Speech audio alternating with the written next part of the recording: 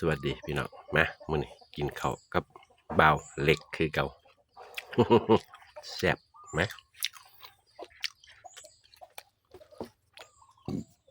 มันขึ้นได้ปลาดุกตัวหนึ่งปนเอาเจาะ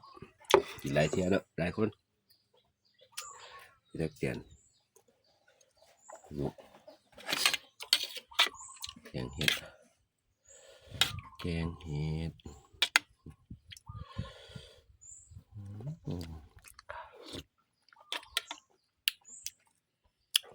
มา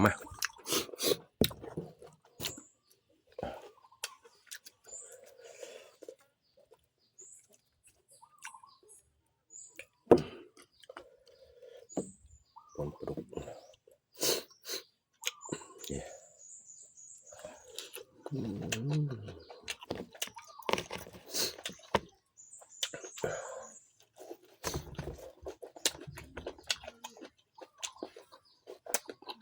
โมเมนต์เบาเหินเนี่ยเบาเล็ก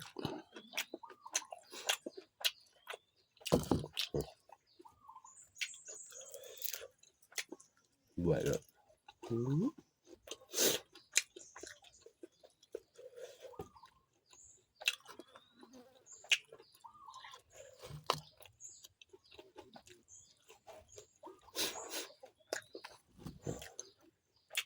เอาพี่ปวง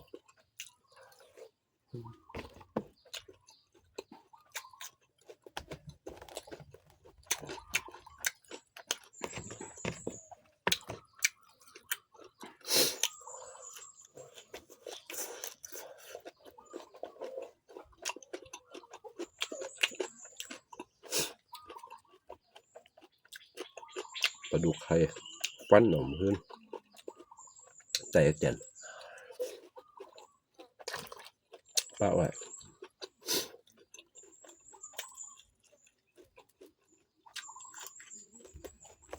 เปิดไปรักไหล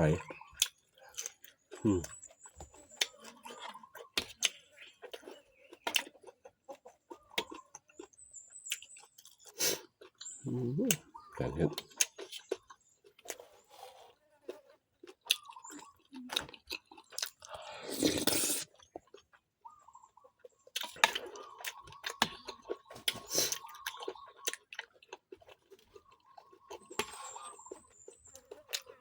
เห็ดพึ่ง